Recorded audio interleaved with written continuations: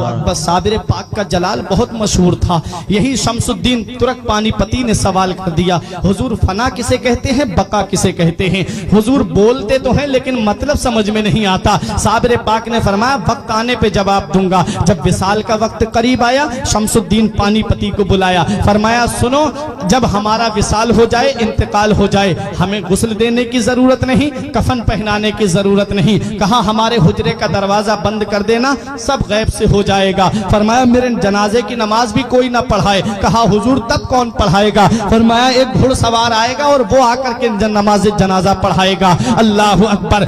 शमसुद्दीन तुर्क पानीपती को सारी बातें याद थी। साबिर पाक कलियरी जब इस दुनिया ज़ाहिरी से पर्दा कर गए, हुजरे का दरवाजा बंद कर दिया गया, अंदर से पानी छलकने की आवाज आती रही, अंदर से गुस्ल की आवाज आती रही। थोड़ी देर के बाद जब पानी की आवाज शांत हुई तो दरवाजा खोला, देखा साबिर पाक को गुस्ल दिया हुआ है और आप कफन पहने हुए हैं। अल्लाह अकबर। ये है साबिर पाक कलियरी। अब उसका इंतजार हो रहा है जो नमाज जनाजा पढ़ाएगा। बड़े बड़े औलिया लाइन में लगे हुए हैं, बड़े बड़े औलिया सफ में लगे हुए हैं, अपने वक्त के जय्यद उलमा सफ में लगे हुए हैं, मुरीदीन सफ में बांधे खड़े हुए हैं। शमसुद्दीन पानीपती से किसी ने कहा अरे नमाज जनाजा तो शमसुद्दीन पानीपती ही पढ़ाएंगे, क्योंकि सुबह भी साबिर पाक के साथ में रहे, दोपहर को भी साबिर पाक के साथ में रहे, शाम को भी साबिर पाक के साथ में रहे, खलबत में साबिर पाक के साथ हैं, जलवत में साबिर पाक के साथ हैं, सफर में साबिर पाक के साथ हैं, हजर में साबिर पाक के साथ हैं। हर वक्त साबिर पाक के साथ जो रहे,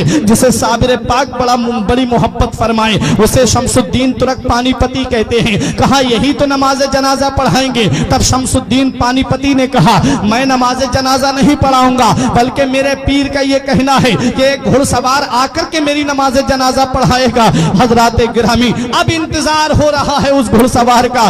दूर धूल उड़ती हुई नजर आई। जब वो धूल करीब आई तो देखा कि घुड़सवार है, चेहरे पे नकाब पड़ी हुई है, मुसल्ले नमाज जनाजा पे खड़े हुए और नमाज जनाजा पढ़ा करके सवारी पे सवार होकर के जब चलने लगे, और जब घुड़सवार की सवारी थोड़ी बड़ी, तब शमसुद्दीन तुर्क पानीपती ने दामन पकड़ के कहा आपको पता है किसकी नमाज जनाजा पढ़ा के जा रहे हो?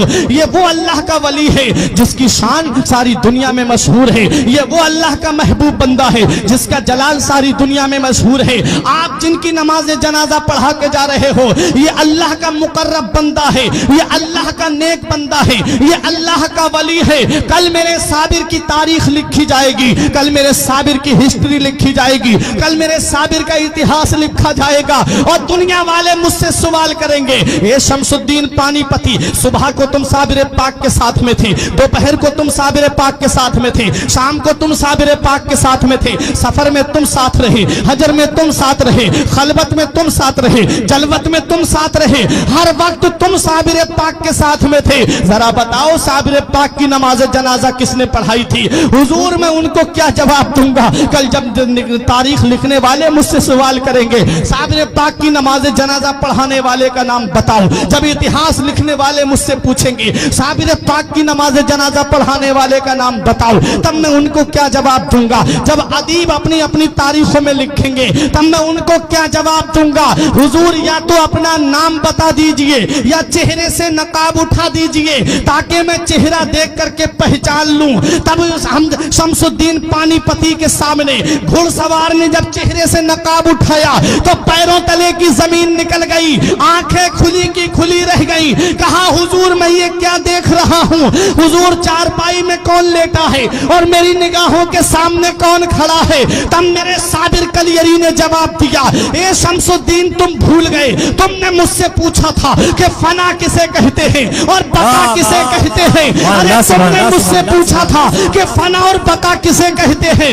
ये जो चारपाई में तुम लेटा हुआ देख रहे हो इसे फना कहते हैं और जो साबिर तुम्हारे सामने खड़ा है इसे बका कहते हैं। पता चला कि जो चारपाई में लेटा है वो रूहानी रूह का जलवा है, اور جو صابر کلیری سامنے کھڑے ہیں اسے روحانیت کہتے ہیں، اسے روحانیت کہتے ہیں۔ روح الگ ہوتی ہے، روحانیت الگ ہوتی ہے۔ جسے روحانیت کا مقام ملتا ہے وہ لوگوں کی امداد کرتا ہے، جسے روحانیت مل جاتی ہے وہ لوگوں کی مشکلیں دور کرتا ہے، جسے روحانیت مل جاتی ہے وہ جب جہاں ان کا چاہنے والا پکارتا ہے وہ وہاں پہنچ جاتے ہیں۔ تبھی تو میرے غوث نے فرمایا تھا نظر تو الی بلاد اللہ جمعہ کا خردلۃ علی حکم اتصالی، میں اللہ کے تمام شہروں کو ایسے دیکھ رہا ہوں جیسے کوئی اپنی ہتھیلی پر رائی کے دانے کو دیکھ رہا ہو۔ یہ کیا ہے؟ یہ روحانیت کا جلوہ ہے۔ جسے روحانیت مل جاتی ہے اس کا مقام بلند و بالا ہو جاتا ہے، جسے روحانیت ملتی ہے اس کی شان بلند ہو جاتی ہے، جسے روحانیت ملتی ہے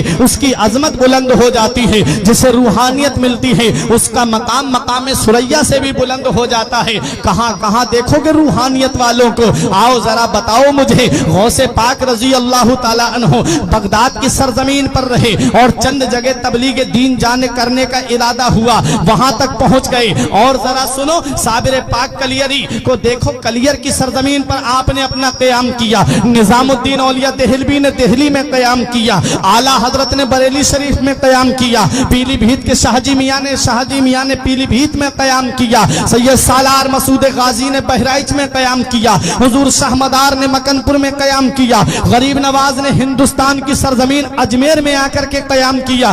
پورے ہندوستان میں تو نہیں گھومے تھے یہ اللہ کے ولی، غوث اعظم چند مقامات کے علاوہ پوری دنیا میں تو نہیں گئے تھے۔ صابر پاک کلیری کلیر اور اس کے چند مقامات کے علاوہ پورے ہندوستان میں تو نہیں گھومے تھے۔ نظام الدین اولیاء دہلی اور چند مقامات کے علاوہ پورے ہندوستان کا تو سفر نہیں کیا تھا، لیکن پھر وجہ کیا ہے کہ آج پوری دنیا کے کونے کونے میں ان کا نام ہے، دنیا کے ہر گوشے میں ان شخصیتوں کا نام ہے۔ کون سا ایسا کمال کیا؟ اللہ قرآن میں فرماتا ہے جو اچھے کام کرتا ہے، ایمان لاتا ہے، اچھے کام کرتا ہے، اللہ فرماتا ہے اس کی محبت کو ہم عنقریب پوری دنیا میں عام کر دیں گے۔ پتا چلا یہ اللہ والے وہ ہیں، انہوں نے لوگوں کو راضی نہیں کیا بلکہ اللہ اور اس کے رسول کو راضی کیا۔ اور حدیث پاک ہے من کانا للہ کان اللہ لہو، جو اللہ کا ہو جاتا ہے اللہ اس کا ہو جاتا ہے، اللہ جس کا ہو جاتا ہے پھر اس کا نام مٹنے نہیں دیتا، پھر اس کا نام اندھیرے میں نہیں رہنے دیتا۔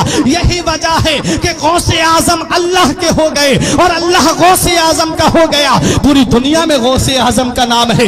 غریب نواز نے اپنے اللہ کو راضی کیا، غریب نواز نے اپنے رسول کو راضی کیا، اللہ اور اس کے رسول نے غریب نواز کا نام اندھیرے میں نہیں رہنے دیا۔ پوری دنیا میں آج غریب نواز کا نام موجود ہے۔ اور آگے سنو، صابر پاک کلیری نے کلیر میں رہ کر کے اللہ کی عبادت کر کے اپنے رب کو راضی کر لیا۔ اللہ نے صابر کلیری کا نام مٹنے نہیں دیا، ہر مسلمان کے دل میں صابر کلیری کا نام ڈال دیا۔